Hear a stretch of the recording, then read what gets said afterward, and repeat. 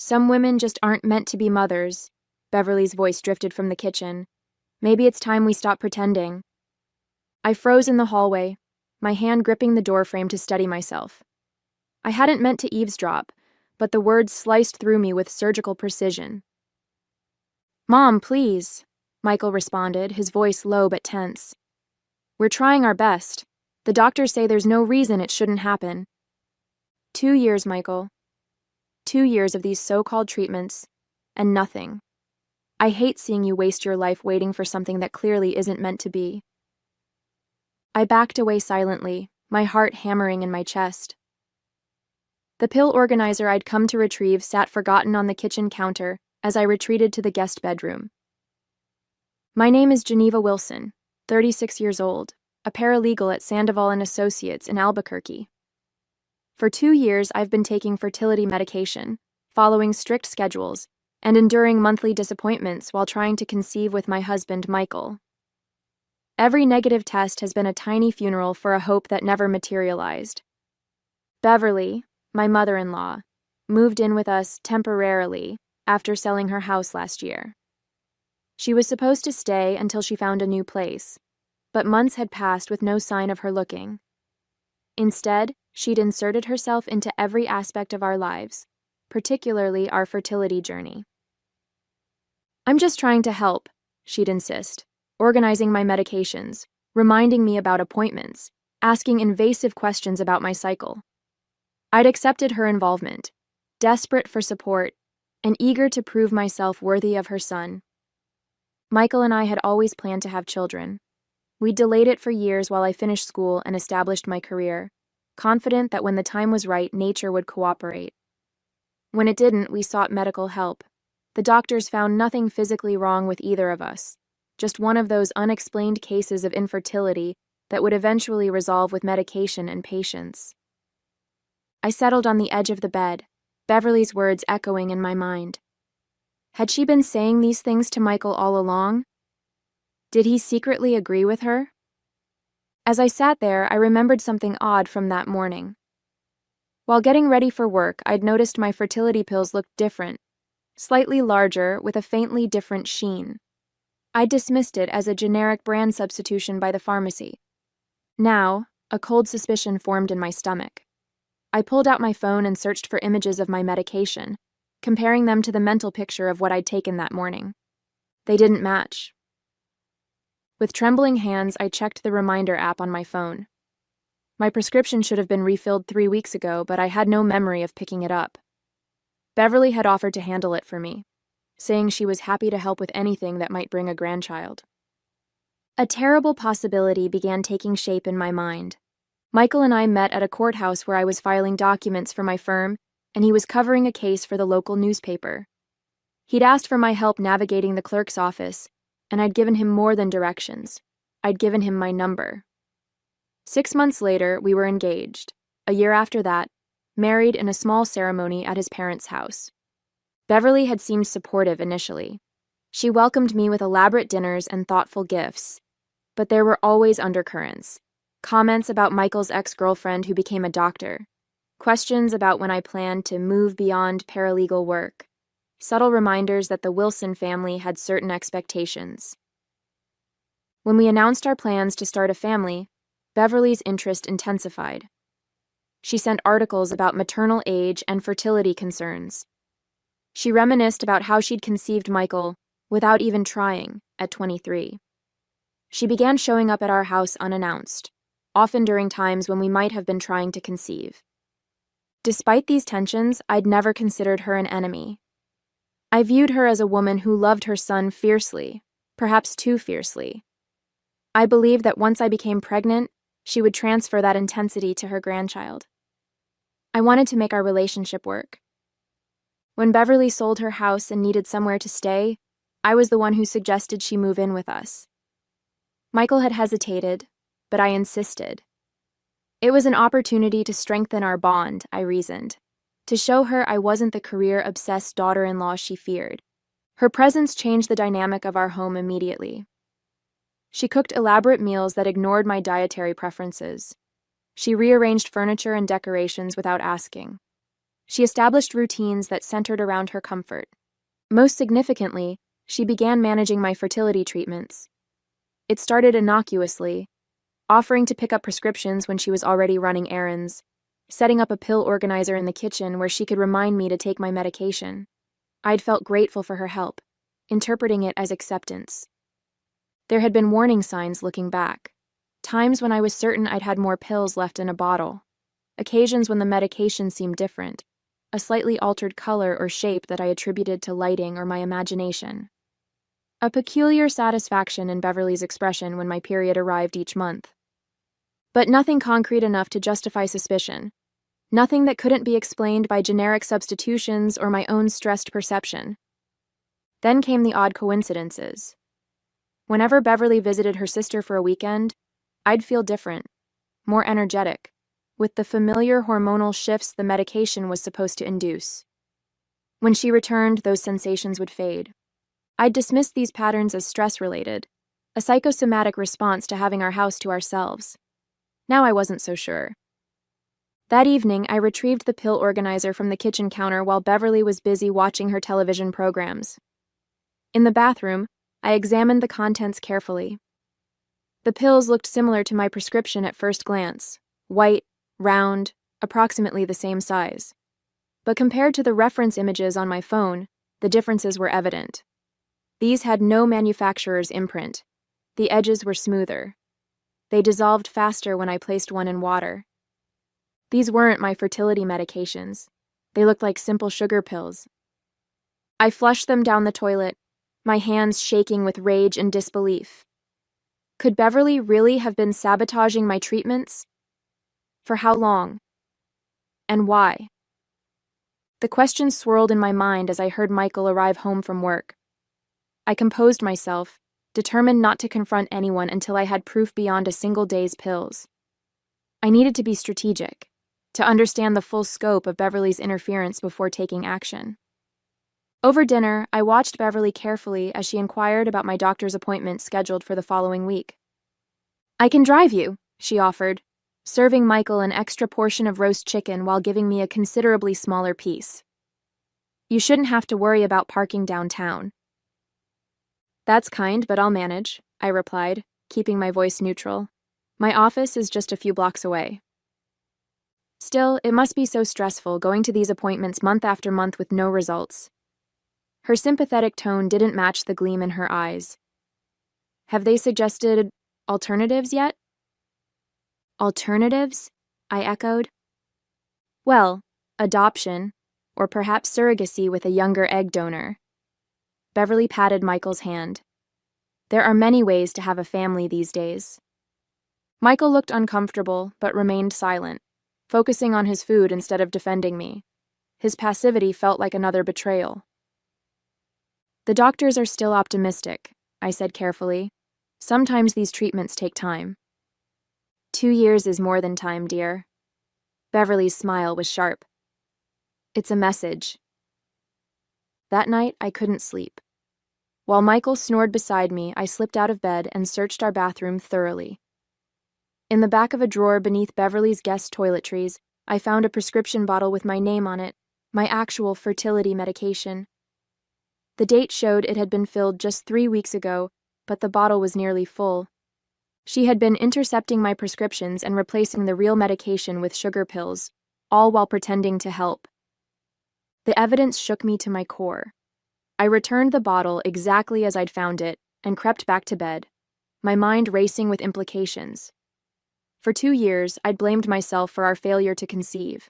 I'd endured invasive procedures, hormonal side effects, and crushing disappointment, all while the solution was being deliberately kept from me by someone I trusted.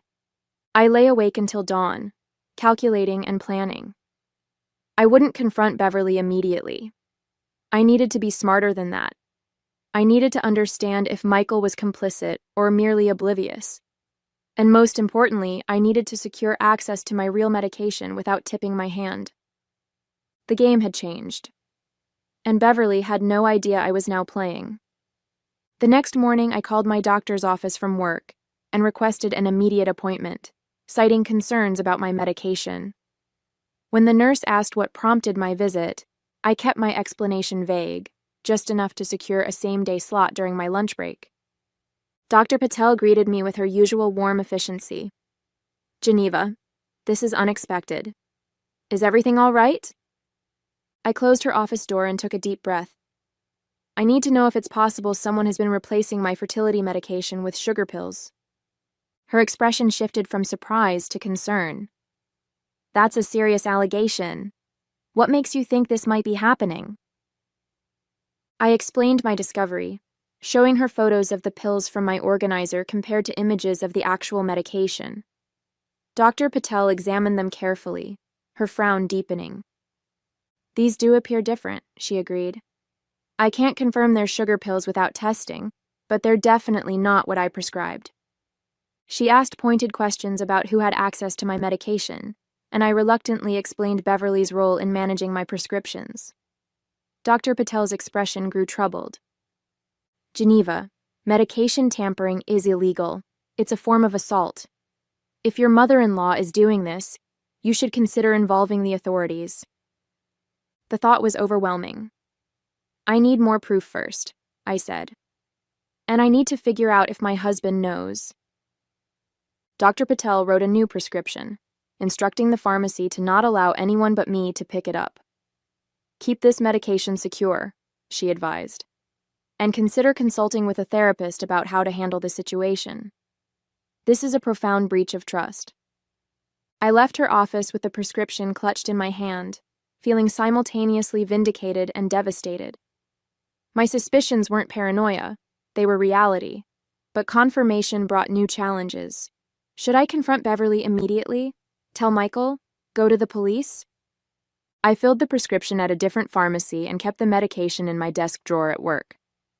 That evening at home, I pretended nothing had changed, swallowing Beverly's sugar pills while she watched with that same satisfied smile. Over the next 2 weeks, I took my real medication at the office while maintaining the charade at home. I documented everything: photographs of the fake pills, dates and times Beverly reminded me to take them, the bottle of real medication I'd found hidden in her things. I created a secure digital record that couldn't be discovered or destroyed. What I didn't do was confide in Michael. His continued silence during Beverly's pointed comments made me uncertain where his loyalties truly lay. Had he known all along? Was he complicit in his mother's scheme? My uncertainty was answered 3 weeks later when I overheard them arguing in his home office. I stood outside the door, listening. "Mom, this has gone on long enough," Michael said, his voice uncharacteristically firm. "I spoke with the doctor today. Geneva's been following the treatment plan perfectly. There's no reason it shouldn't be working." My heart lifted momentarily. He was defending me. "Unless the problem isn't the treatment," Beverly replied. "Have you considered that maybe she doesn't want children? That she's secretly taking birth control? Career women often say they want families but put it off indefinitely." "That's ridiculous," Michael protested, but his tone lacked conviction. "Is it? She works late twice a week. She's on her phone constantly. For all you know, she could be living a completely different life." "Geneva wouldn't do that." "Wouldn't she?" "I found this in her purse yesterday." There was a moment of silence, then Michael's shocked voice. "A birth control pill packet? Are you sure? Check the name on the prescription if you don't believe me." My blood ran cold. Beverly had planted false evidence. Worse, Michael seemed ready to believe it. After 2 years of shared struggle, his faith in me was so fragile that one planted discovery could shatter it. I backed away from the door, my mind racing. The situation had just escalated beyond anything I'd imagined. Beverly wasn't just preventing a pregnancy, she was actively trying to destroy my marriage. That night, Michael confronted me in our bedroom, his expression a mixture of hurt and anger. "Is there something you want to tell me?" he asked, holding up a birth control pill packet with my name on it. I stared at the packet, momentarily speechless. It looked authentic, a standard prescription with a label from our regular pharmacy. Beverly must have gone to extraordinary lengths to create this forgery. "That's not mine," I said finally. "I've never seen it before." It has your name on it, Geneva. Mom found it in your purse. And you believe her? I asked, my voice rising. Your mother went through my personal belongings, produced something I've never seen before, and you're taking her word over mine?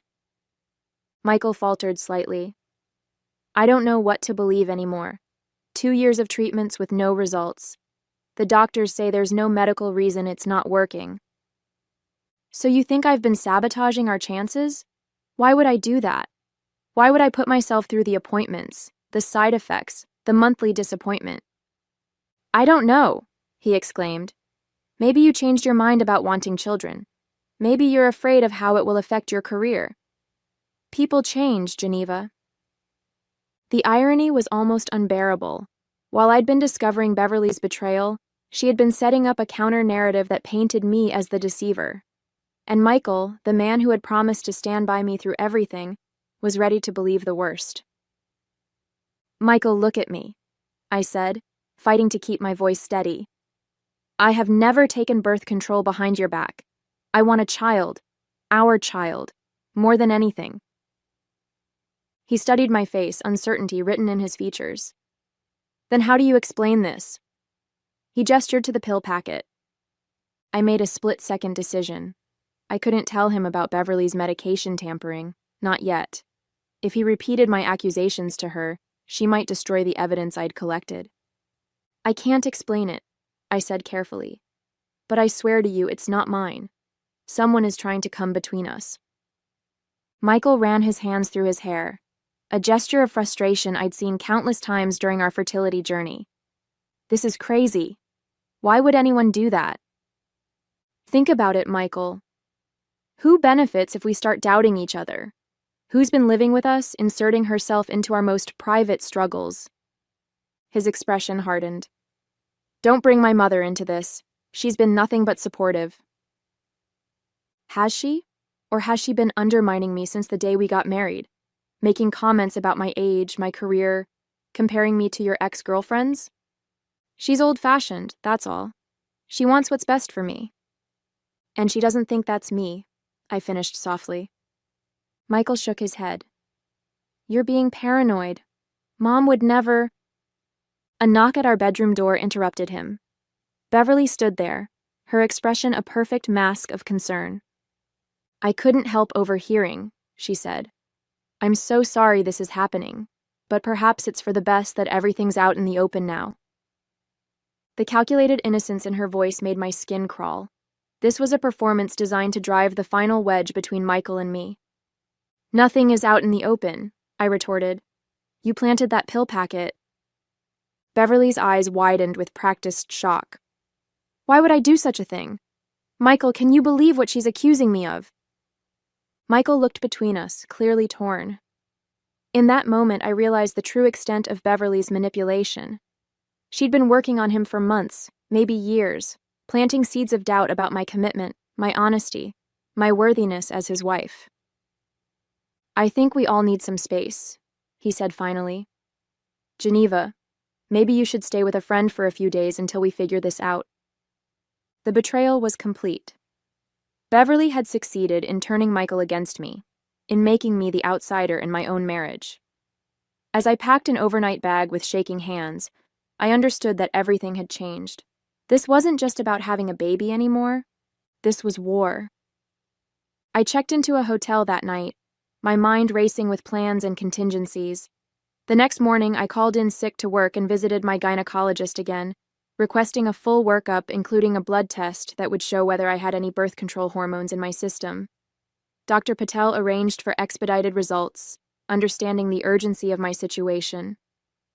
Geneva, have you considered that your husband might be involved in this deception? She asked gently as the nurse drew my blood. I had considered it during the long, sleepless night at the hotel, but I couldn't bring myself to believe Michael would actively participate in such a scheme. I think he's being manipulated, I said. Beverly has always had a powerful influence over him. Even so, his willingness to believe these accusations without evidence is concerning, Dr. Patel noted. She was right, of course. Michael's readiness to doubt me revealed a fundamental weakness in our relationship. But I wasn't ready to give up on our marriage. not until I understood exactly what had been happening in our home. The blood test results came back 2 days later, confirming no trace of birth control hormones in my system.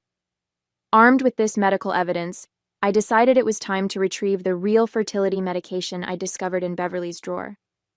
If I could present both the blood test results and the hidden pills to Michael, perhaps he would finally see the truth. I returned to our house while Michael was at work, using my key to enter quietly. Beverly's car wasn't in the driveway, which I took as a fortunate sign. Moving swiftly to the guest bathroom, I opened the drawer where I'd found my medication, only to discover it was empty. A quick search of the entire bathroom yielded nothing. Beverly had moved the evidence. I expanded my search to her bedroom, carefully checking drawers and closets, while ensuring everything remained exactly as I found it. Nothing. As I was about to give up, I noticed her bedside table drawer was slightly ajar. Inside was a journal, Beverly's handwriting clearly visible on the pages. I hesitated, knowing I was crossing a line by reading her private thoughts, but she had crossed far more significant lines with her actions. The journal entries confirmed my worst suspicions. Beverly had been systematically replacing my medication since shortly after she moved in, convinced that I was wrong for her son, and determined to prevent me from trapping him with a child. More disturbingly, she'd begun suggesting to Michael that we consider divorce, positioning herself as the supportive mother who only wanted his happiness. I took photos of the relevant pages with my phone, careful to replace the journal exactly as I'd found it. As I was closing the drawer, I heard the front door open. "Hello, is someone here?" Beverly's voice called from the entryway. I froze, frantically scanning the room for a place to hide. The closet was too obvious, under the bed too exposed if she entered. The ensuite bathroom was my only option. I slipped inside just as Beverly's footsteps approached her bedroom. Through the crack in the door, I watched her enter, glance around suspiciously, and then check her bedside drawer, the very one I'd just been searching. She opened the journal, examining it carefully as if checking whether it had been disturbed. Apparently satisfied, she locked the journal in the drawer and removed the key, placing it on a chain around her neck. Then she retrieved her phone and made a call. "Michael? It's Mom. You'll never believe what I just found in Geneva's things. Printouts of sperm donor profiles. I think she was planning to get pregnant without telling you it wasn't your child." My heart pounded so loudly I was certain she would hear it. Another fabrication, another attempt to destroy Michael's trust in me. But this lie had given me an unexpected opportunity. Beverly was leaving the house again, heading to Michael's office to show him this evidence. The moment I heard the front door close, I emerged from hiding, my mind racing with a new plan. Beverly had revealed her playbook, and now I knew exactly how to counter it. 3 weeks later, Beverly called a family meeting at our house. Michael had returned home after a week, apologetic and confused. The blood test results had forced him to question Beverly's claims, though he remained uncertain about who to trust. We existed in an uneasy truce, sleeping in separate rooms while trying to navigate the fractured landscape of our marriage. Beverly, sensing her influence waning, had escalated her campaign. She invited Michael's siblings, their spouses, and several family friends to what she described as an intervention for Michael's marriage. I knew what she was planning. The journal entries I'd photographed detailed her intent to publicly announce my barrenness as grounds for Michael to divorce me, positioning herself as the concerned mother who only wanted her son to have the family he deserved. What she didn't know was that I'd been taking my actual fertility medication for over a month now, retrieved from my secure workplace and administered properly, and I'd received news that would dismantle her scheme entirely. The living room was tense as family members arrived, casting curious glances between Michael and me. Beverly orchestrated the seating arrangements to place herself at the center, with Michael beside her and me slightly apart. "Thank you all for coming," she began gravely. "I've asked you here because I'm deeply concerned about Michael and Geneva's situation. After years of trying, it's become clear that Geneva cannot provide the family Michael has always wanted." Murmurs of sympathy rippled through the room as Beverly continued, her voice dripping with false compassion. "Some women aren't meant to be mothers. And I believe it's time we acknowledge this difficult truth. Michael deserves a chance at fatherhood before it's too late. The room fell silent as all eyes turned to me. Beverly's expression was triumphant, certain she had orchestrated my ultimate humiliation. I smiled calmly and reached into my purse, retrieving an envelope. Oh, right, I almost forgot. I placed the envelope on the coffee table. I have some news to share with everyone. Beverly's face paled as I opened the envelope and removed the ultrasound image, passing it to Michael first. His eyes widened, darting between the photo and my face in disbelief. Are you? He stammered. 10 weeks pregnant, I confirmed, my voice steady despite the emotion swelling in my chest. Dr. Patel confirmed it last week. We're having a baby, Michael. The room erupted in confused congratulations as the ultrasound made its way around the circle. Beverly snatched it when it reached her, studying it as if searching for evidence of forgery. This is impossible, she hissed. You can't be pregnant. Actually, I can, I replied. Once I started taking the real medication instead of the sugar pills you'd been substituting, conception happened rather quickly. A shocked silence fell over the room. Beverly's face contorted with rage and panic.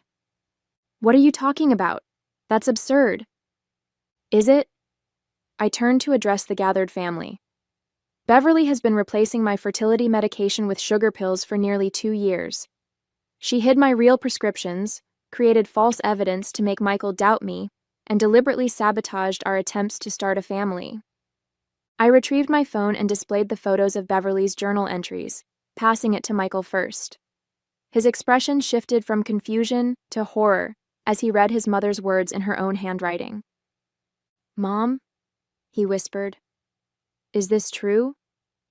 Beverly stood abruptly, knocking over a glass in her haste. This is all a fabrication. She's trying to turn you against me, Michael. She's always been jealous of our relationship. But her protests fell on deaf ears as the evidence of her manipulation circulated through the stunned family gathering. One by one, Michael's siblings and their spouses rose to leave, their congratulations to us now mixed with coldness toward Beverly. As the last guest departed, Beverly stood isolated in the center of the room, her carefully constructed scheme in ruins around her. You should pack your things, Michael said quietly. I think it's time you found your own place to live. I rested my hand protectively over my stomach, feeling for the first time in years that the future I'd dreamed of was finally within reach. 6 months later, our home felt transformed. Beverly had moved to a senior living community across town, her attempts to reconcile with Michael rebuffed until she agreed to therapy. The spare bedroom that had been hers was now a nursery, walls painted a soothing sage green, filled with books and toys gifted by friends and family who had rallied around us after learning the truth. Michael and I had attended counseling together, rebuilding the trust that Beverly had so methodically dismantled. It wasn't easy. There were difficult conversations about his willingness to believe the worst of me, about the dynamics of his relationship with his mother, about the boundaries we needed to establish going forward. But each session strengthened our foundation, preparing us for the family we were about to become. Dr. Patel continued to monitor my pregnancy with special attention, given our history. Everything looks perfect, she assured me during my latest checkup. After everything you've been through, you deserve this happiness, Geneva. I had kept my job at the law firm, though I planned to take a generous maternity leave when the baby arrived. My experience had inspired me to help create a new policy at work, supporting employees undergoing fertility treatments, providing flexible scheduling and confidential resources. The most profound change, however, was internal. The woman who had endured Beverly's manipulation in silence, who had blamed herself for failures that were never her fault, had been replaced by someone stronger and more certain. I had discovered my capacity to fight for what mattered most, to gather evidence, to strategize, to prevail against someone who wished me harm. As I felt our daughter kick beneath my palm, a strong, insistent movement that seemed to announce her readiness for the world, I smiled. Some lessons come at a high price, and Beverly had paid it in full.